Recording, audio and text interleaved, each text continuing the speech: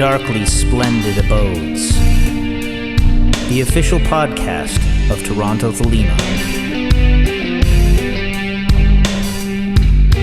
Exploring, if you will, practical philosophy, from science and the workings of the mind to spirituality, esotericism, and magic.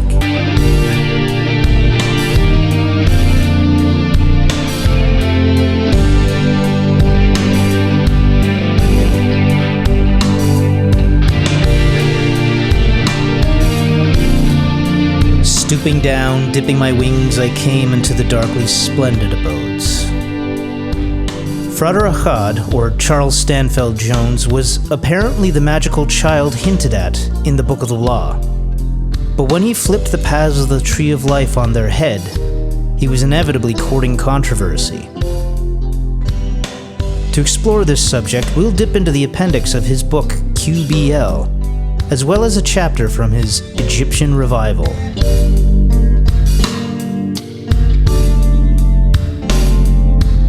Do what thou wilt should be the whole of the law. Love is the law, love under will. How are you, Darren? I'm doing well. How are you, Michael? I'm just fine. So you're finishing up. You did set up the idea that you were going to school this year. Oh, yeah. I just finished my first year of massage college. And so This sounds like code for something. So I keep hearing. I'm sorry, this is not a fresh joke, apparently. Yeah, no, it's great. I feel good about having a summer off to just be with my son and kick around and stuff. Kick around, not your son. just to clarify, just kick in my case. son around and Yeah. stuff. I don't want to come off the wrong way here.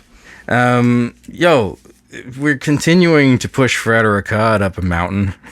drop him just as think we're finally rounding the crest, then have to climb back down the hill and start again. I had suggested that we do something on the inverse tree of life, and I didn't know where that was, and you found it in the appendix to the book that is called Q.B.L, The Bride's Reception. And so we spent a lot of time working on that and ultimately determined that it was unreadable. So I have lots of notes on it, just mainly complaining about how unreadable it is. And then we've also chosen to supplement it a slightly more readable chapter from the Egyptian Revival. Mm-hmm. That also is an attempt to explain a little bit of what he introduced in the other. So, yeah. So in Q.B.L, which is he's using the letters from the word Qabalah, is his introductory book on the subject of Qabalah, where he, in the appendix, as you said, he ends up actually just sort of slipping in. He even makes the note that the appendix is based off of. As he's writing the book, I think he gets to the subject of the card, the star, the trump, the star, trump number 17. And he ends up having this sudden insight that compels him to suddenly just publish his diaries without any kind of editing, which is frustrating in my book. Yeah, and without any kind of deeper reflection, he's just kind of smashing things together a little bit. Mm-hmm. The insight begins with the idea that there was a lightning flash, and this created the Sephirot of the Tree of Life descending from the heavens from 1 to 10. Mm-hmm. And then the connecting paths of the Tree of Life that talk about the relationship between those 10 emanations of God were created by a serpent who climbed back up the tree.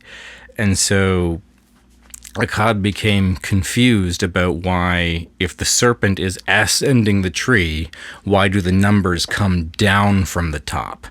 So the first move was just to flip the 22 letters of the Hebrew alphabet on their axis, so that letter number 22 became letter number 1, and letter number 23 became letter number 2, and just see kind of what would happen. And this was pretty neat because it then meant, very unlike the traditional sort of Golden Dawn arrangement or the Thelemic arrangement that Crowley would sort of devise, which was just a very gentle modification on the GD one.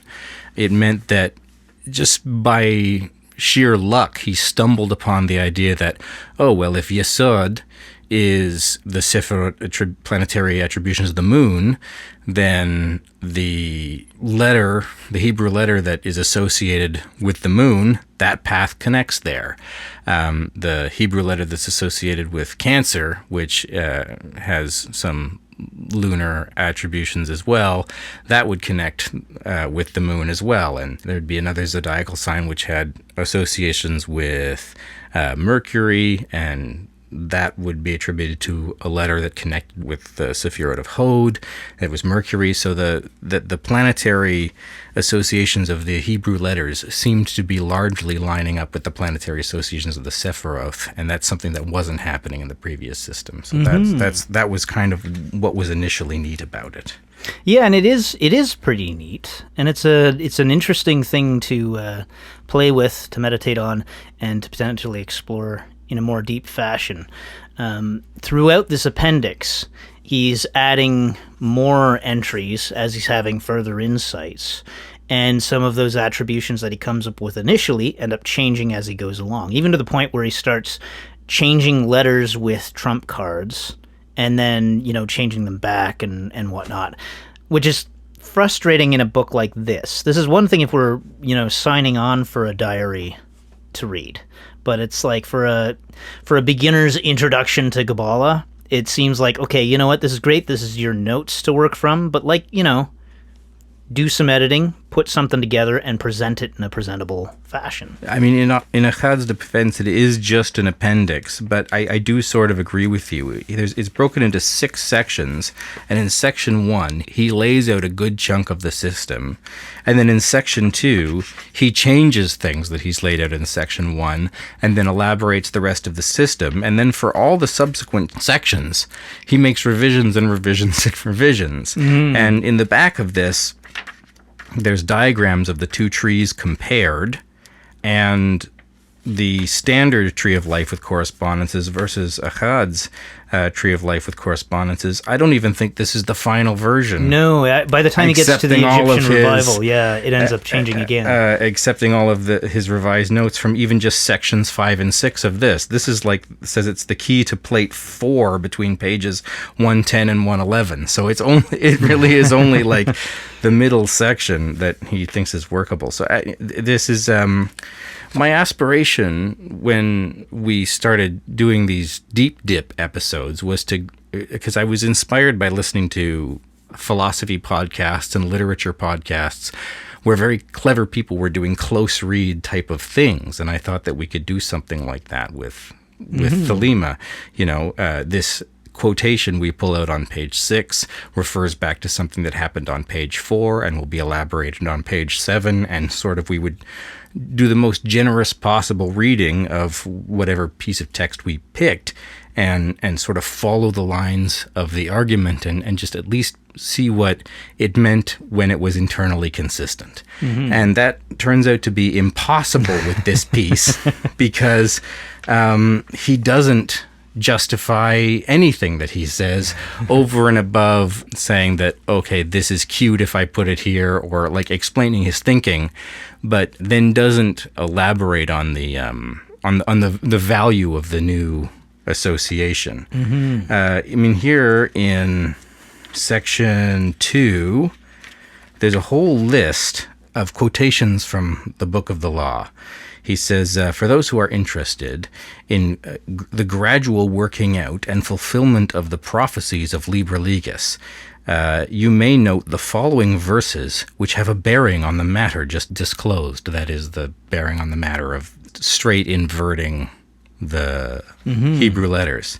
And so the first quotation he says is, "I am the hawk-headed lord of silence and strength, and my nemesis shrouds the night blue sky. Hail ye twin warriors about the pillars of the world, for your time is at hand. I am the lord of the double wand of power, the wand of the force of Kafnia, but my left hand is empty, for I have crushed a universe, and naught remains." And he elaborates on this by saying, without making comment on this, I will quote one or two other verses which seem significant. And let's say here, "If this be not aright, you confound the space marks, saying they are one or saying they are many. If the ritual not be ever unto me, then expect the direful judgment of Ra-Hoor-Queet." And he says, note the paths between the Sephiroth, maybe these are the space marks. And he says, but the verse seems to say, if you confound them, saying they are one or saying they are many, then expect the direful judgment of Ra-Hoor-Queet. So this seems to be saying, don't worry about the space marks or something. But again, he will not elaborate on this at all. Yeah. And many of the places where he does elaborate and finds some like little geometric proofs, he's just looking for the name Achad. It's all appeal to authority, like, I've come up with this idea and you should listen to me because I'm the magical child of Aleister Crowley, and that makes me a person worth listening to. So it's very frustrating in that way. He also makes appeals here to other types of appeals to authority where he'll draw oracles. And so here he just pulls a random book off the shelf, the Count of Qabalah, and he says, "My eyes caught these words. There is above the celestial fire an incorruptible flame, always sparkling, the spring of life, the fountain of all being. There is in God an immense profundity of flame. Nevertheless, the heart should not fear to touch this adorable fire, nor to be touched by it. It will never be consumed by this so sweet fire, whose mild and tranquil heat makes the binding, the harmony. Nothing subsists but by this fire, which is God himself." And he ends the quotation there and says, "This set me to thinking that the path of Shin must be the one from Kether to Tefereth, without any further shadow of doubt."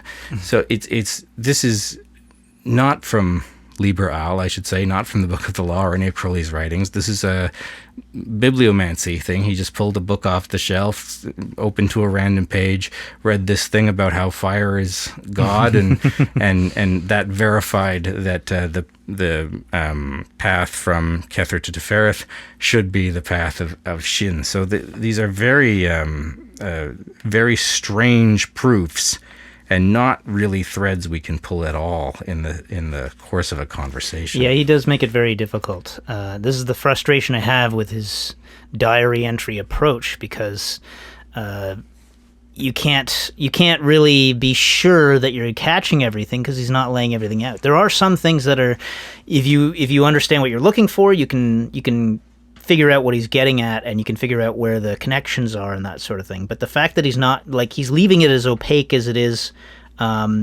clear to him is, again, it's a beginner's book on Qabalah, you know? That's not fair. It's not appropriate. There's another one here, another proof he points out, which is just even more outrageous. Oh, here it is. Good.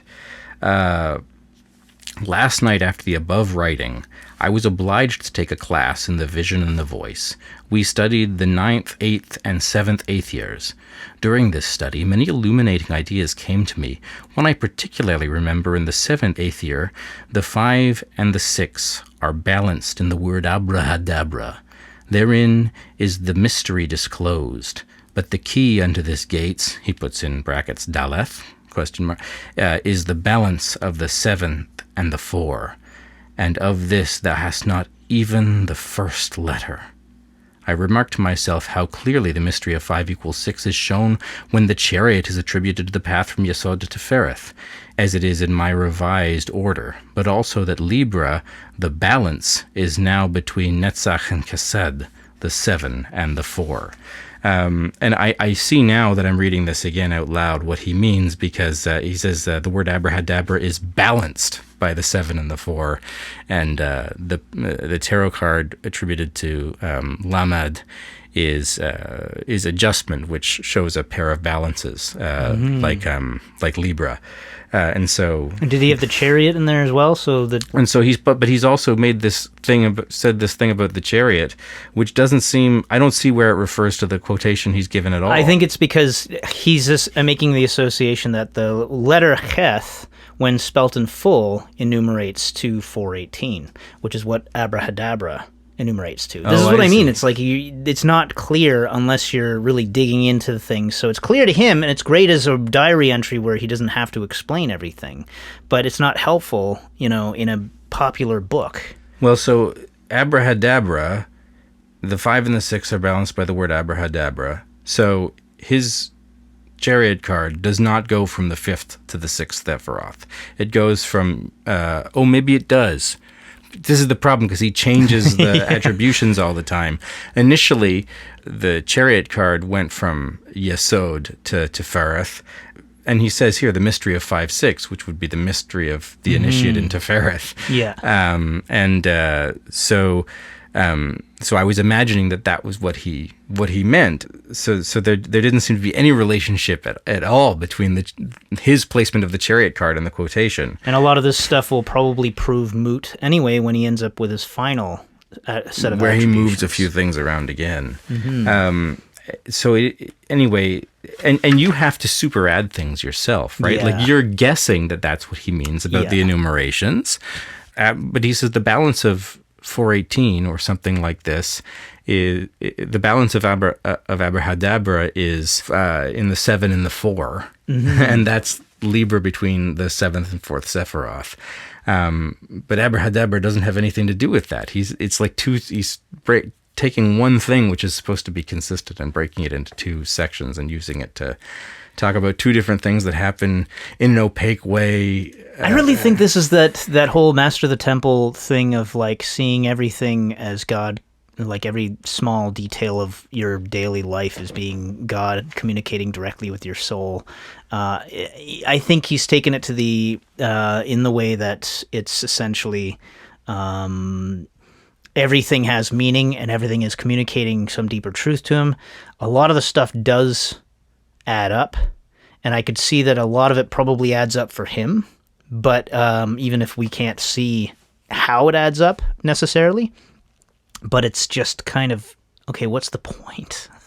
Part of the reason to look at this is that the famous thing that's talked about, at least within the orders and stuff, at least what I've been exposed to, is that Frater Achad, he showed a promising young student who did really well up to a certain point, but then after taking the Oath of the Abyss too early in his career, he flipped the Tree of Life upside down, which offended Crowley, and then they never spoke again after that, or something like this. This is one of the narratives. This inverse Tree of Life, at least the way I experienced it through rumor and stuff, is that this was really a strong division between Crowley and Achad, which is why I want to kind of read it and read about it, because it's sort of legendary, in legendary and legendarily problematic in the Thelemic community, and so I thought it would be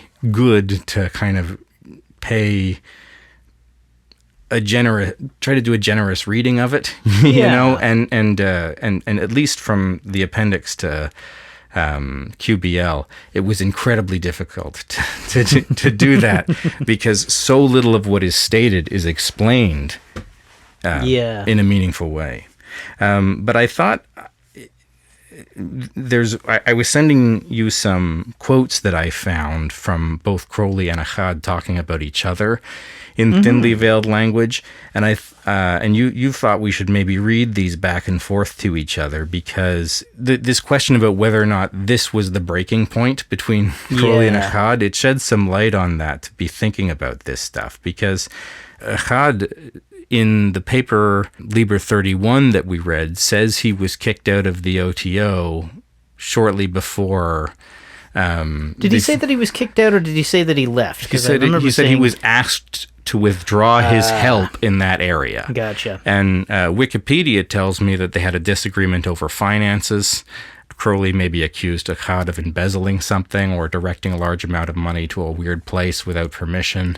That accusation may have been false, it turns out, and the two of them kind of made up after that happened. I wonder but if that's the reason he was asked to step down from his position at the OTO. I wonder if that was the storage of Crowley's books that disappeared, and then he accused Achad of having stolen them or something like that. There's that too. You also, in a previous conversation we had, talked about Achad having a mental health crisis and ending up in prison.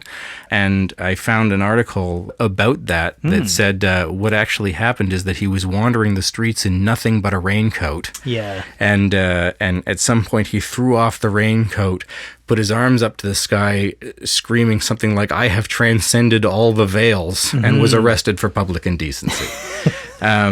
So there are reasons to be suspicious of Achad that have nothing to do with his Qabalah. and in fact, the problems between Crowley and Achad started long before 1923, I think, when Q.B.L. was published, and they continued to have a relationship after Q.B.L. was published, as evidenced by some correspondence between them. So perhaps we can read some of that. There's, if I understand correctly, I think the first thing maybe is worth reading is just that one little quote, the first quote from Book 4, because Achad refers to that in his book, The Anatomy of the Body of God, where he quotes, in Book 4, Part 3, still in manuscript, he says, we may read, "An excellent man of great intelligence, a learned Kabbalist, once amazed Frater Achad by stating that the Tree of Life was the framework of the universe. It was as if someone had seriously maintained that a cat was a creature constructed by placing the letters C-A-T in that order. It is no wonder that Magick has excited the ridicule of the unintelligent, since even its educated students can be guilty of so gross a violation of the first principles of common sense." And so Achad goes on to say, "I may state that I have not the slightest idea who this excellent man was, and that I have a good deal of respect for the opinions of Frater Achad, but at the risk of falling under the same stigma as his unknown warrior, I shall break a lance with Frater Achad on this point before this treatise is completed." So that's him being cognizant of this reference in the blue brick that Crowley had been planning. I guess it was still in manuscript form, so it hadn't actually been published yet. Well, the big blue brick shows copyright dates for, I think, 1913, 1930, and then 1935. And so I don't know whether those are copyright dates for separate pieces of material, like Book 4, Part 1 would have been published earlier. So this is Part 3, that would be Magick in Theory and Practice, which he would have been finishing in the Cefalù period, I guess. Sure. But the footnote, the important footnote that we're going to read now, which is a footnote to that exact that particular passage. That particular passage. So Achad reads this passage about the Kabbalist who thought the Tree of Life was the framework upon which the universe actually hung. And Crowley's accusation is that this Kabbalist mistook the Tree of Life for a real material thing. The map for the territory. That was the framework of the universe, and says that was crazy, and that cats aren't made out of the letter C-A-T. The one describes the other. That doesn't mean it's the it's the skeleton of the other necessarily. Unless you're a medieval philosopher, perhaps. And so after Crowley reads Achad writing this, saying that, he signs on with the mysterious Kabbalist who made that mistake, Crowley then says, and this is probably why people think that the Tree of Life was the major point of contention between them, because approaches this with a lot of vitriol. And in a footnote to this part of Magic and Theory and Practice, he says, "Long since writing the above, an even grosser imbecility has been perpetrated. One who ought to have known better tried to improve the tree of life by turning the serpent of wisdom upside down. Yet he could not even make his scheme symmetrical. His little remaining good sense revolted at the supreme atrocities. Yet he succeeded in reducing the whole magical alphabet to nonsense, and showing that he had never understood its real meaning. The absurdity of any such disturbance of arrangement of the paths is evident to any sober student from such examples as the following. Binah, the supernal understanding, is connected with Tefereth, the human consciousness, by Zion, Gemini, the oracles of the gods, or the intuition. That is, the attribution represents a psychological fact. To replace it by the devil is either humor or plain idiocy. Again, the card Fortitude, Lust, Leo, balances majesty and mercy with strength and severity. What sense is there in putting Death, the Scorpion, in its stead? There are 20 other mistakes in the new wonderful illuminated from on high attribution that the student can therefore make 20 more laughs if he cares to study it." And so, of course, this sounds like Crowley's totally outraged by the system and thinks Achad's nuts for even approaching it. Mm-hmm. I think probably it's just revenge for being sort of mentioned in the bride's reception, that Crowley read his thing in the bride's reception, thought, "Oh, I'll show this maniac." Crowley is playful and teases people, and sometimes I shouldn't say that, because sometimes there's genuine vitriol in the assaults. Sometimes it's slander, and it's slander on purpose. Well, somebody I'd spoken to, I was expressing, this is years back, I was expressing frustration at A.E. Waite's translation of Eliphas Levi, where he's got all these footnotes constantly deriding Eliphas Levi and belittling him. At least that was how it came off. And I remember complaining about that, and this person was saying that was a commonplace in English books, where you would have just these kinds of snarky sort of comments and that sort of thing. So it may have been just sort of part and parcel of the climate of the time, but then again, this was one way or the other. This is part of Crowley's mode of expression, not naming names necessarily, unless he's really pissed off at you.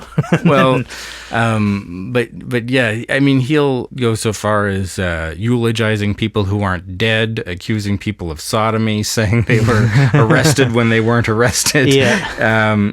So it's not just snarky academic banter. It's like, it's intentional, premeditated slander. Yeah.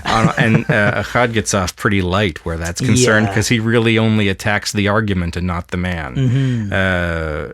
And that was 1933, or 1930 or something, about 10 years after, 7 to 10 years after the publication of Q.B.L. This that I'm about to read is 1923, in direct response to the publication of Q.B.L. This is from a letter, Crowley to Jones, January 9th, 1923. And it's from a book by Martin Starr called Wilfred T. Smith and the Thelemites. That's where I got access to the letter from. It says, "From what I can see of the appendix generally, it appears to have some very interesting ideas, but I think it is rather a case of rushing into print. The best ideas are none the worse for being allowed to mellow.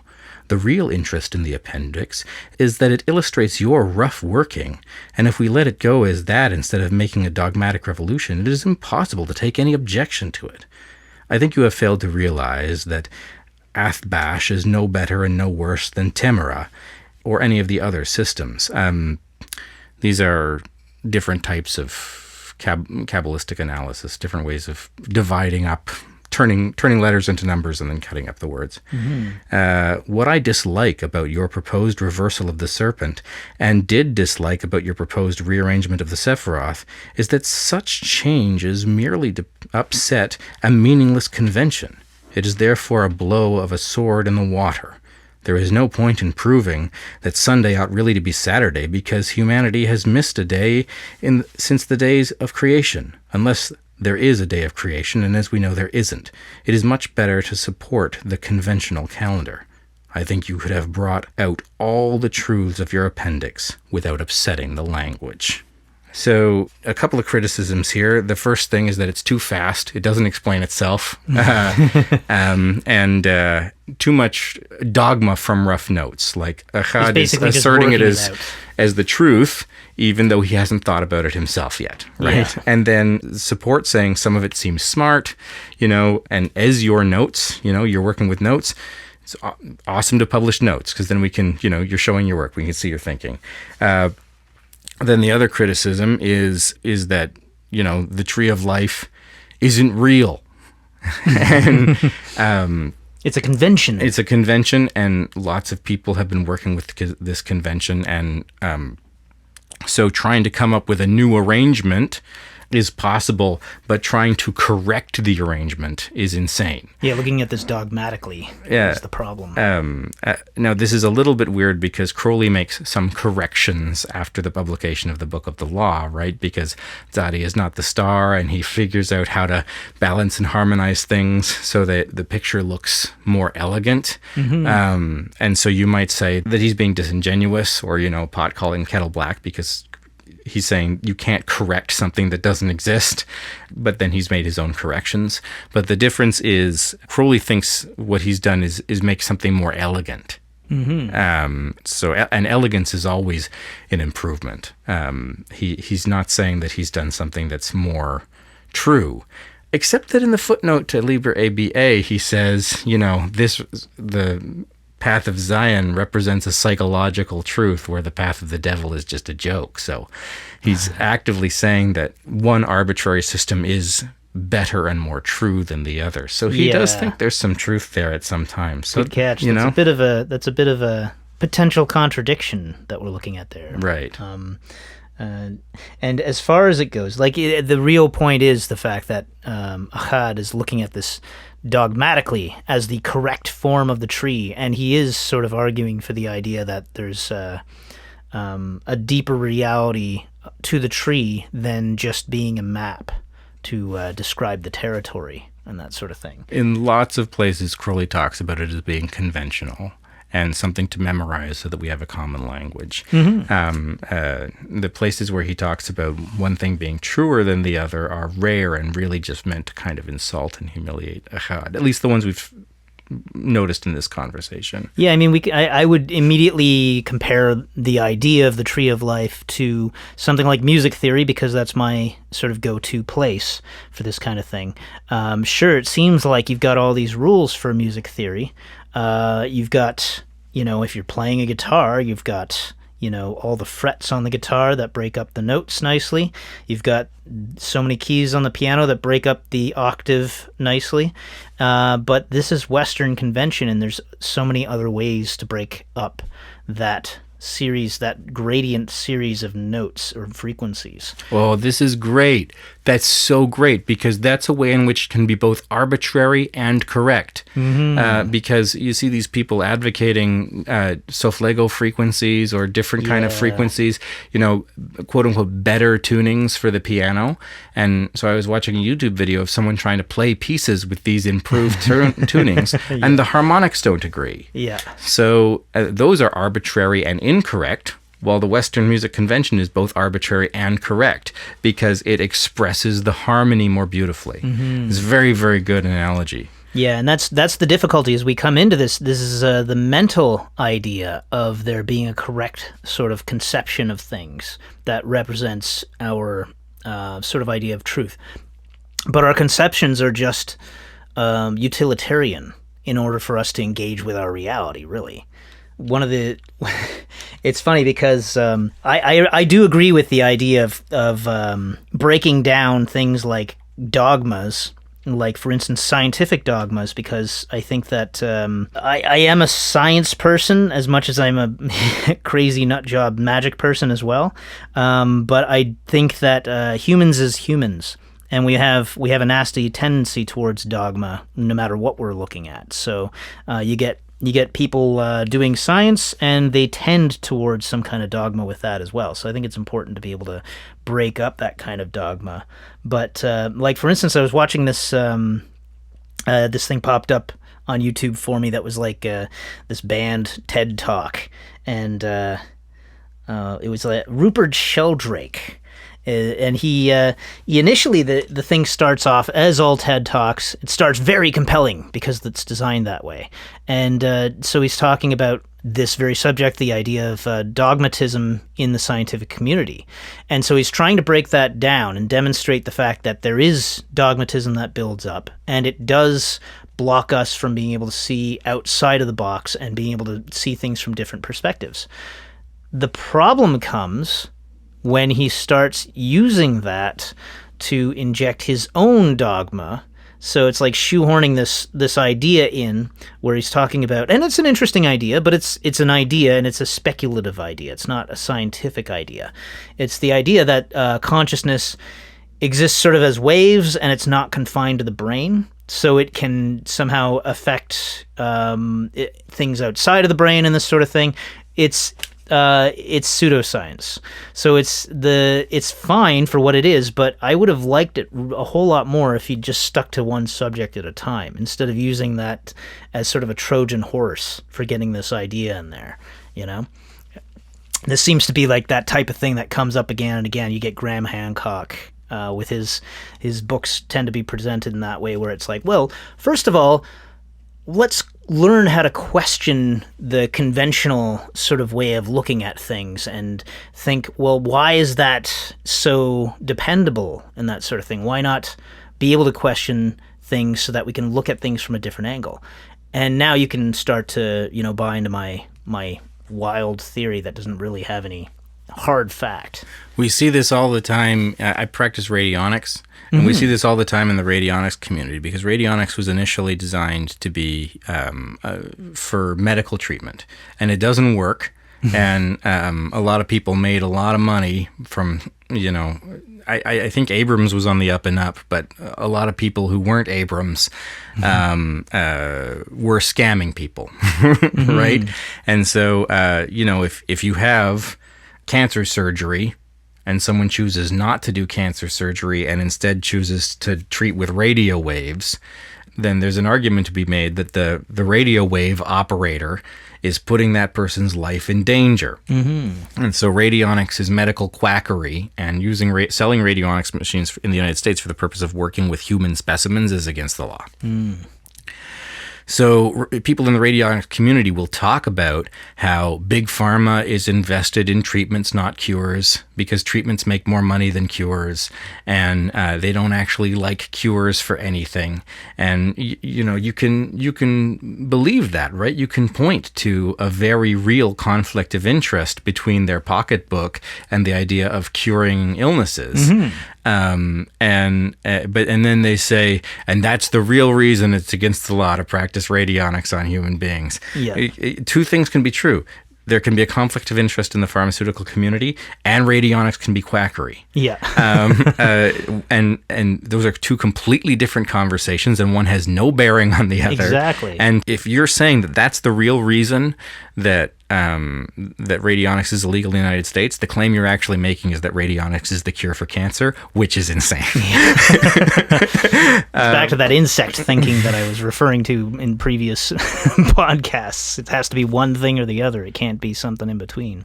I wanted to finish this thought, though, that between Crowley's gentle letter to Jones, where he says, this is what I like about it, this is what I don't like about it, here's some nice advice, and the more vitriolic response you see in the footnotes Facebook post that he made.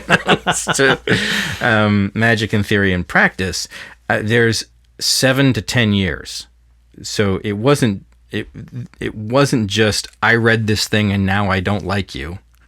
And in fact, it's not the only reason to dislike Jones. Jones was, we read in Liber 31, Jones was lying about what he thought his attainments were. He thought he was an ipsissimus and was pretending not to be. He thought he had surpassed Crowley and wasn't making the open claim. He was sort of backroom scheming to kind of overthrow Crowley because, if you don't want to make a direct challenge to your master, that's fine. But then publishing work in which you make an opaque challenge to your master, he was, pulling all these psychotic stunts at getting himself arrested at least once, and then stalking Crowley, sold all his possessions and traveled to New York, just showed up at the hotel and be like, hey, we live together now. I don't think that Jones, went nuts, turned the Tree of Life upside down, and then Crowley irrationally just like overreacted and kicked him out of his life. So yeah, I mean, it's nice to see. You were particularly describing Achad as being catty in our previous discussion on Liber 31, and this is just further evidence of that kind of disingenuous, humility and cattiness in general we're seeing here. There's one more thing, I think. Here. Just in the preface to the Egyptian Revival, where he talks about the appendix to Q.B.L., he says, with my original notes left in their rough form, I published the complete booklet in a limited edition for students of the Qabalah. So he's explaining why he didn't feel the need to expand it. He just, it's for students of the Qabalah. It's only published in a limited form. And I had the notes. So, just package them as an appendix to something else that's, more complete and more elaborate. I didn't see the harm. And he says, since the publication, this has met with very good reception on all parts of the globe, and I have received many encouraging letters, all of which express interest in the revised arrangement. Who knows if that's true? The press reports have been favorable, and a conservative magazine, the Occult Review, admits the importance of the discovery. Let's, if we were historians, we would look up that review. I just love the idea of a little star on the cover of the magazine saying, we acknowledge the importance of the discovery. That's going on the binding. One great authority, however, while admitting that many of the ideas are brilliant, is that what he said in the letter that we read? Many of the ideas are brilliant. In so many words. Says that he cannot accept the Reformed order in the face of several hundred years of the old tradition, and maintains that the previous arrangement is the correct one.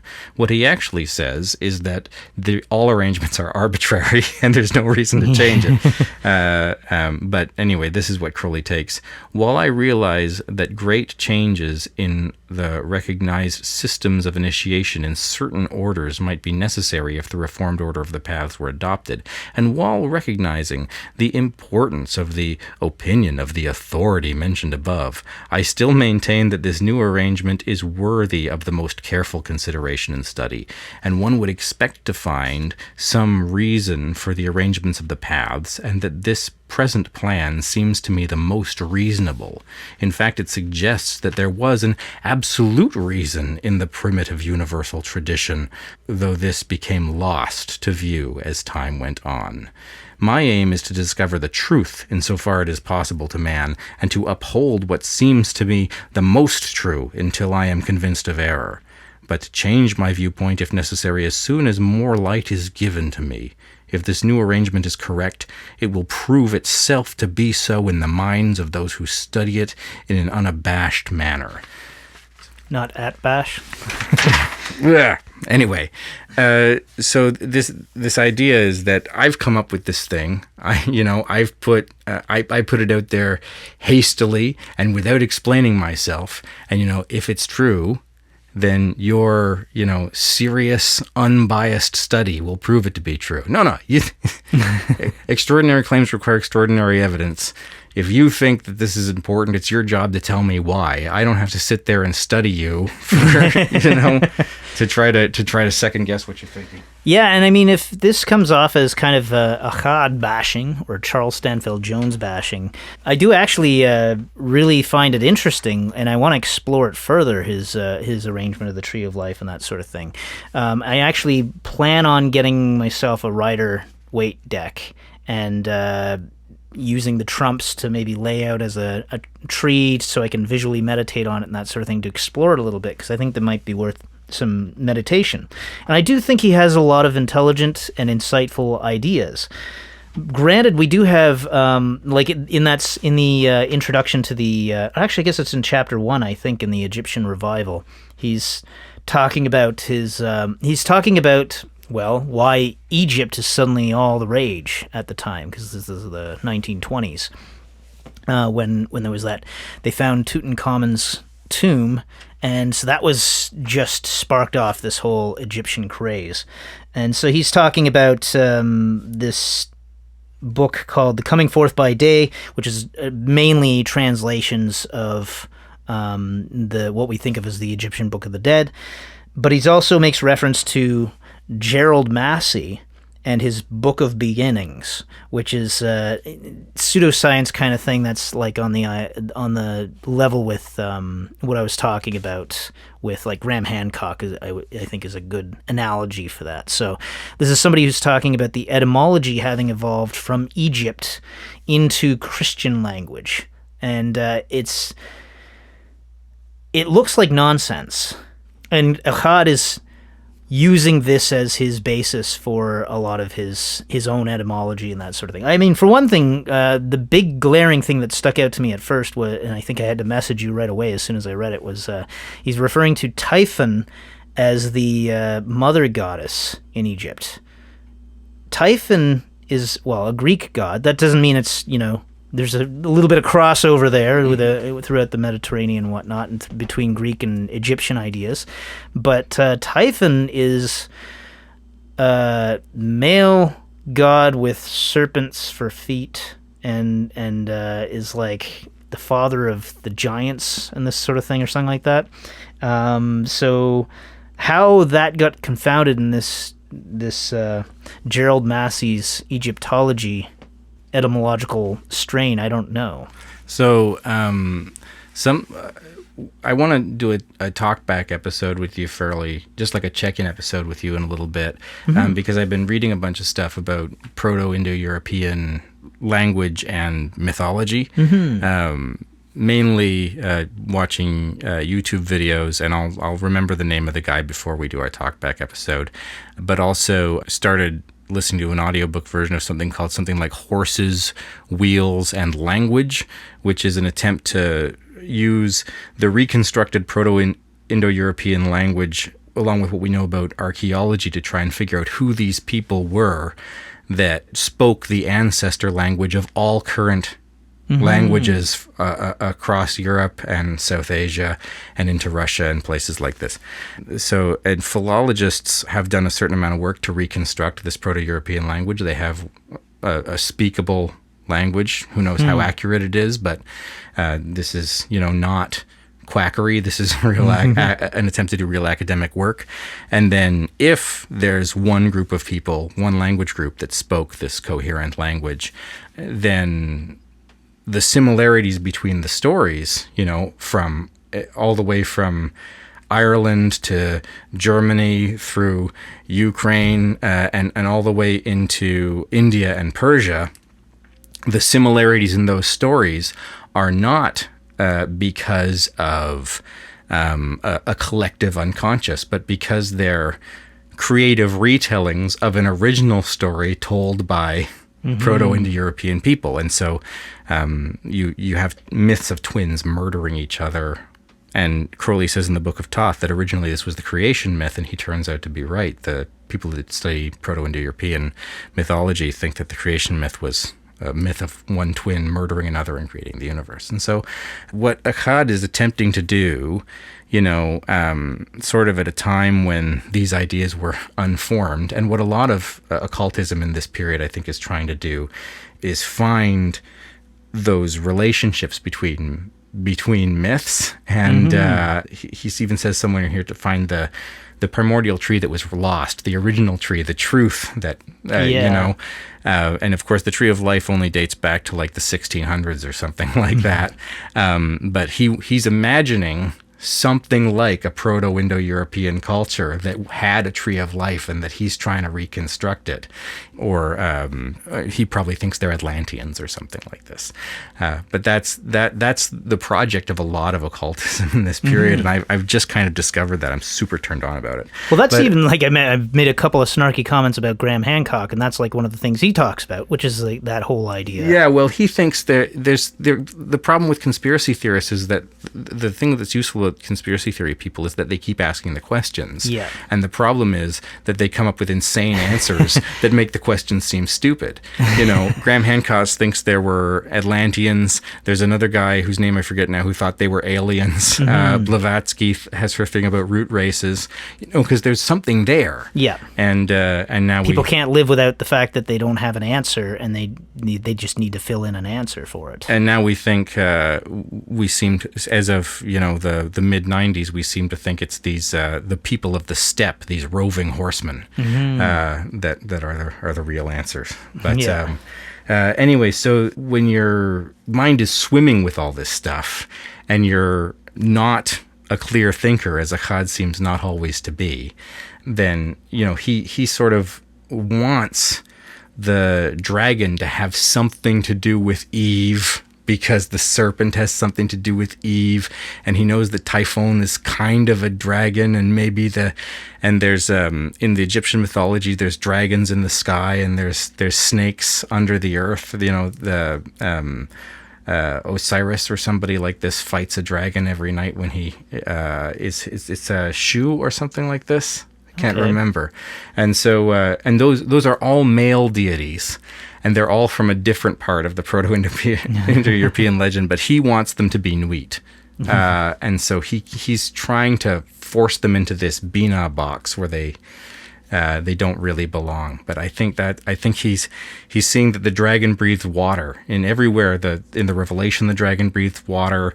Typhon is a dragon that breathes water, and so he thinks that the dragon is Babylon, breathing water down from Binah to create the universe. He's wrong, but that's how he gets to that association.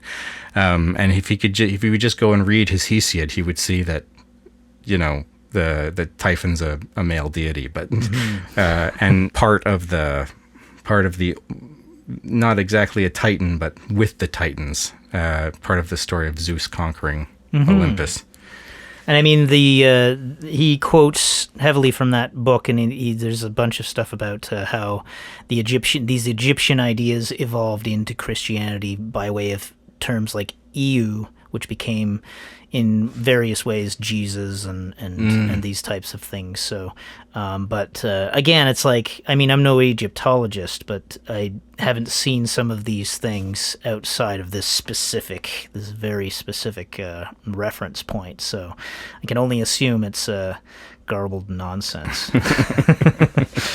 Yeah, I mean, he wouldn't be the first occultist to get distracted by something that seemed like a secret, Yeah, that should be on every occultist's tombstone. It seemed like a good idea at the time. It seemed like an interesting secret.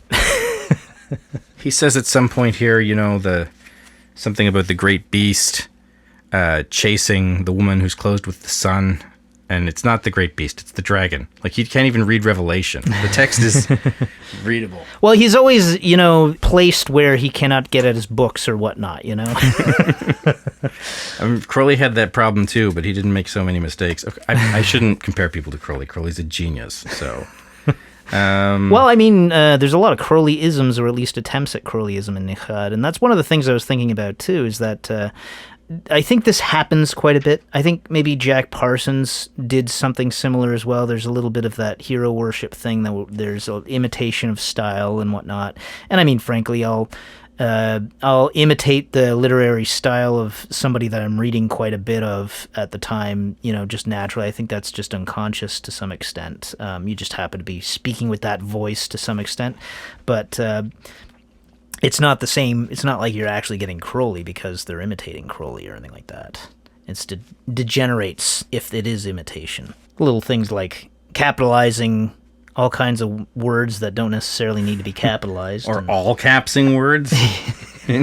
Oh, incidentally, speaking of which, we had touched on the word hur, which popped up in Liber 31, and I had brought up the fact that it was in all caps, and he was comparing it to, I guess Laal, or Loel, Laal. So I thought that that's what he was trying to get at by having it in all caps. And we did some quick gematria and came up with 345 for Hur. And we didn't really have anything solid at the time, but he does actually specifically mention it in Q.B.L. So, and he references it to the 47th problem of Euclid and the squaring secret of masonry. Oh. So it's this type of thing where you have right triangle, you have one side would be 3 units, the next larger size would be 4 units, and then the hypotenuse, the one joining them, would be 5 units. So you have 3, 4, 5, and it's apparently really important for building structures when you're an ancient Egyptian, for instance. Oh, okay. Cool. And it looks like he's got the a swastika, a Horus Martian swastika, which I'll take his word for it, growing out of that 5th square.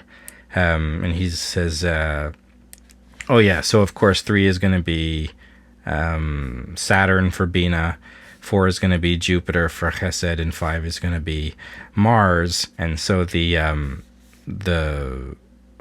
hypotenuse, which faces the right angle, which is Mars, is going to be the Mars and I guess square of 5 he's referring units. to it as the missing path, the secret path across the abyss. Yeah, he thinks there's a path across the abyss. That's super important to him, that there be a path across the abyss. Look here.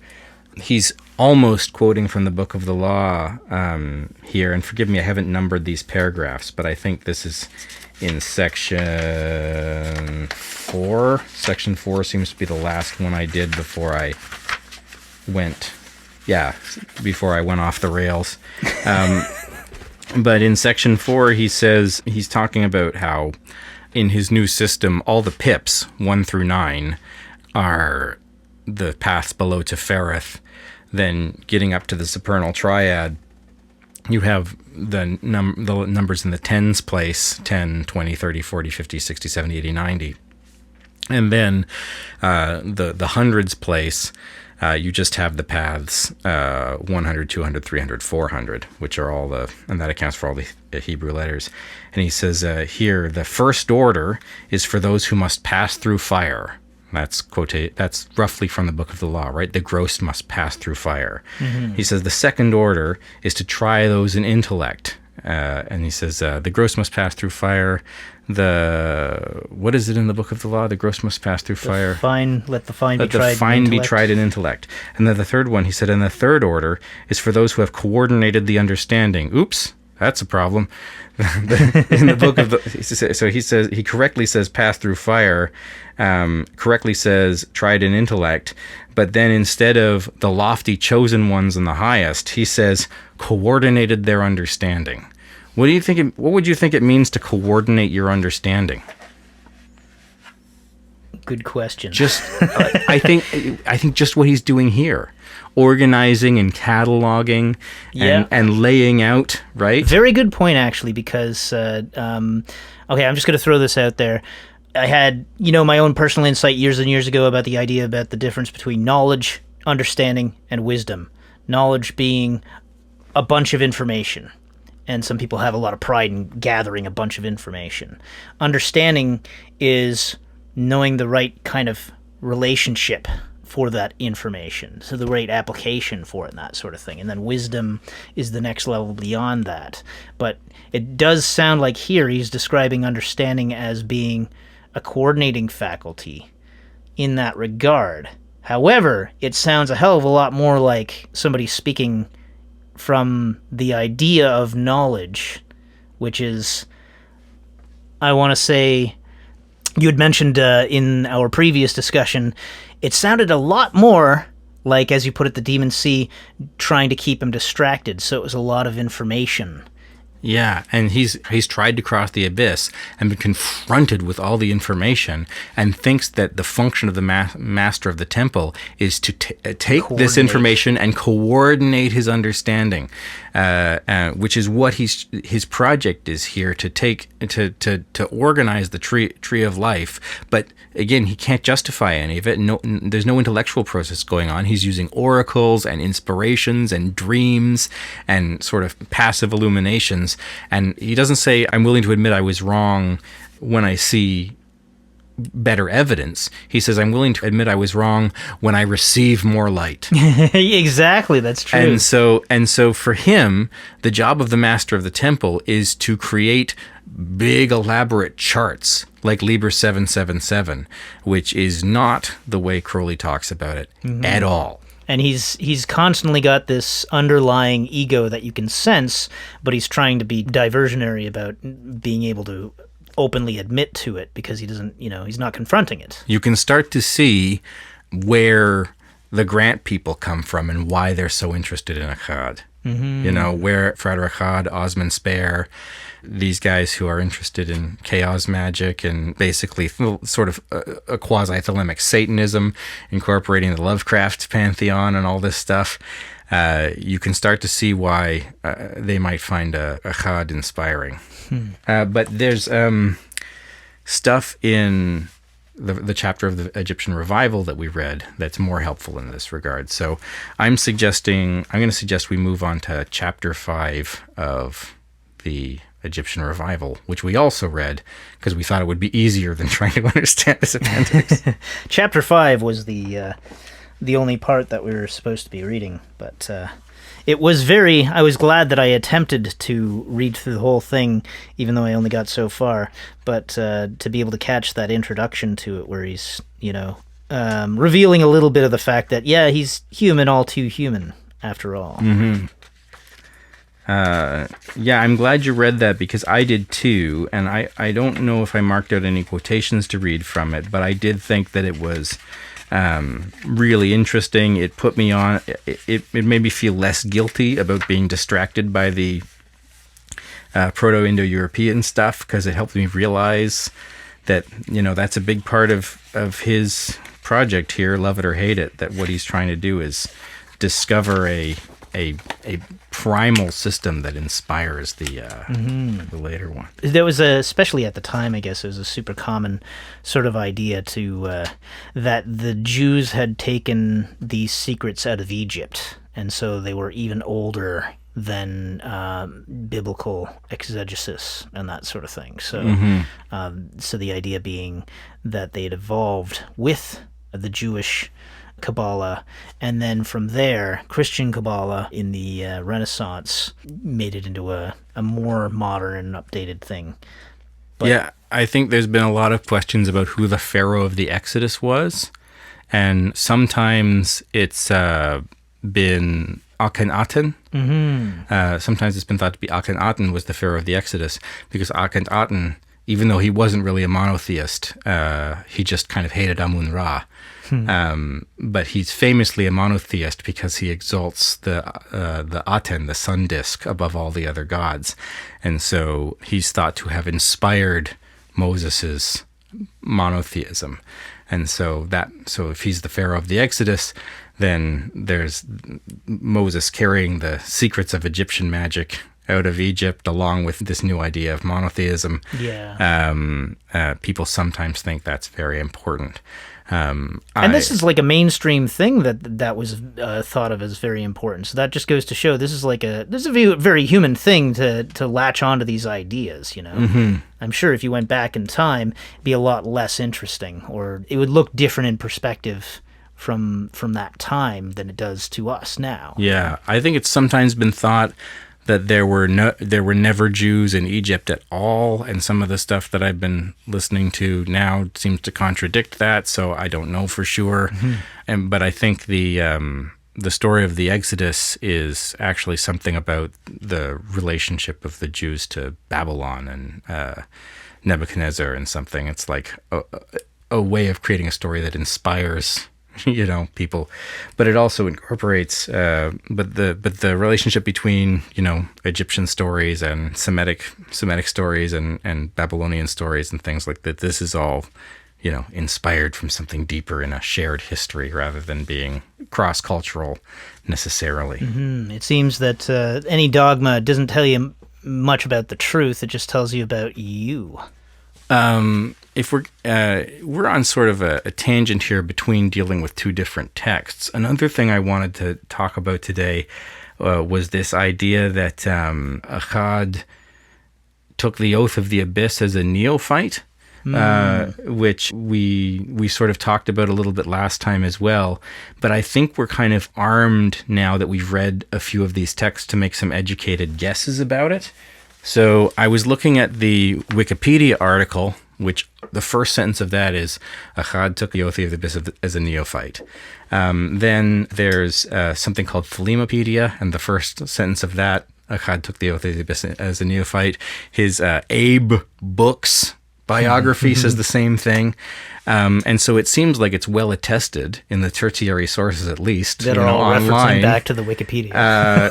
That's right. But if you read them, it's actually that there's a 5-paragraph biography that someone's written at some point that's been copy and pasted into all those places. And because I'm not very web savvy, I wasn't able to find out who the author of this biography was, or what his sources were.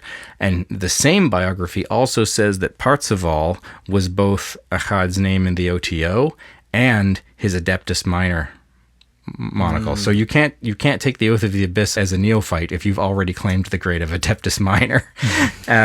And so I thought that it would be worth just looking at what's published, because we don't have access to things that haven't been published.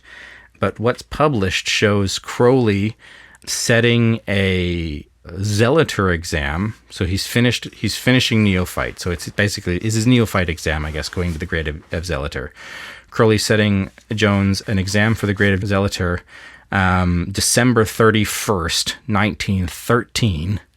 And it's a hard exam, and certainly I've set exams for people who've never done them, in various orders and stuff. People drop out at all the time for all sorts of reasons, and if they don't drop out, sometimes they have life stuff that takes them away. But people certainly don't always do the work they're assigned. But then here in Liber 31, Jones talks about June 21st, 1916 as the day he took the oath of the abyss. So 2.5 years. Mm-hmm. And certainly you can do nothing in 2.5 years, so he might still be a neophyte. But I think it's unlikely that Crowley, as his direct supervisor, would have accepted that he'd crossed the abyss if he knew he'd never evaluated that exam. Mm-hmm. If he just dropped off. So I think we have to assume he's at least a zealoter.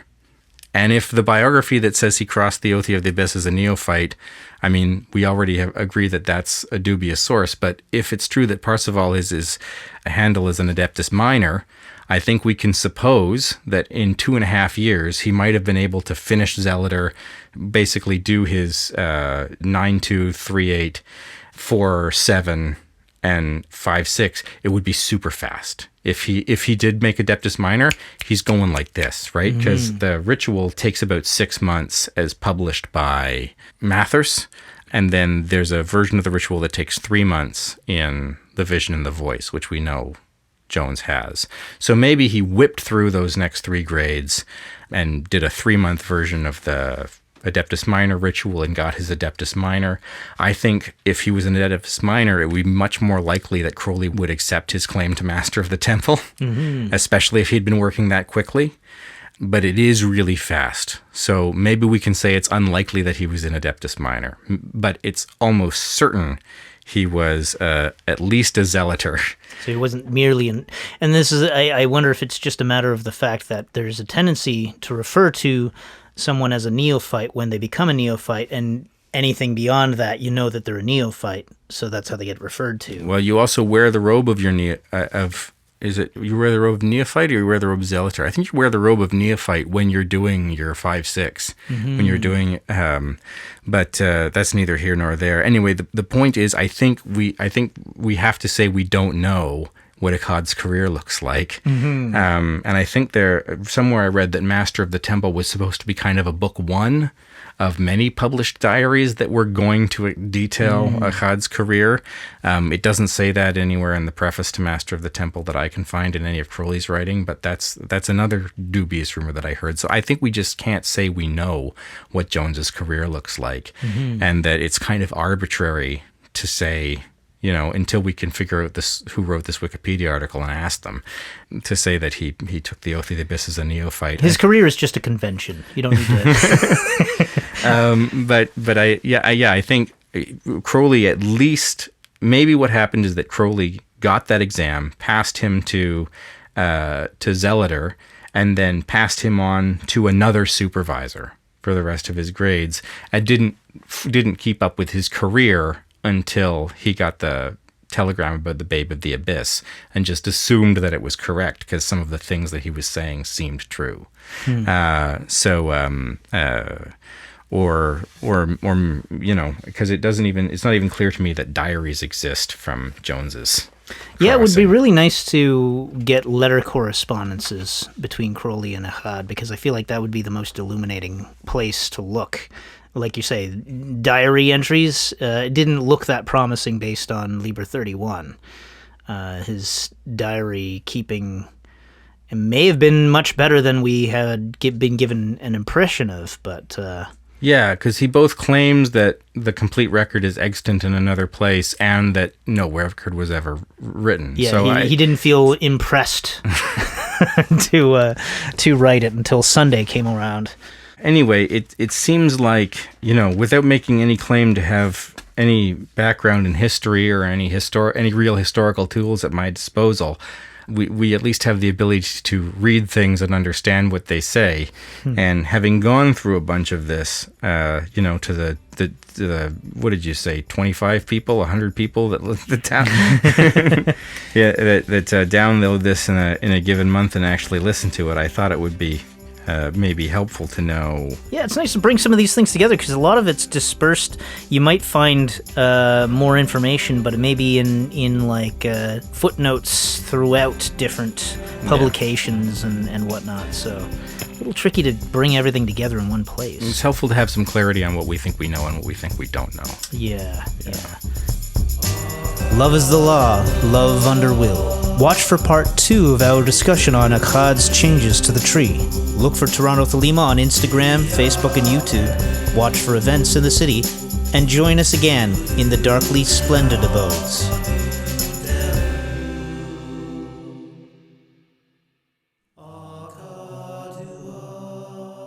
The first year of school, I just feel totally at sea. I guess it'll be better once I see the transcript and I know that I passed everything. Really. I'll feel more settled. But do you feel pretty confident that it went well? Yeah, I think so. I think I was going to pass everything anyway, but I think the finals went okay. So I think I'm going to get not bad grades on top of it. So well, that's good. Tell me about your relationship with your parents. Holy smokes.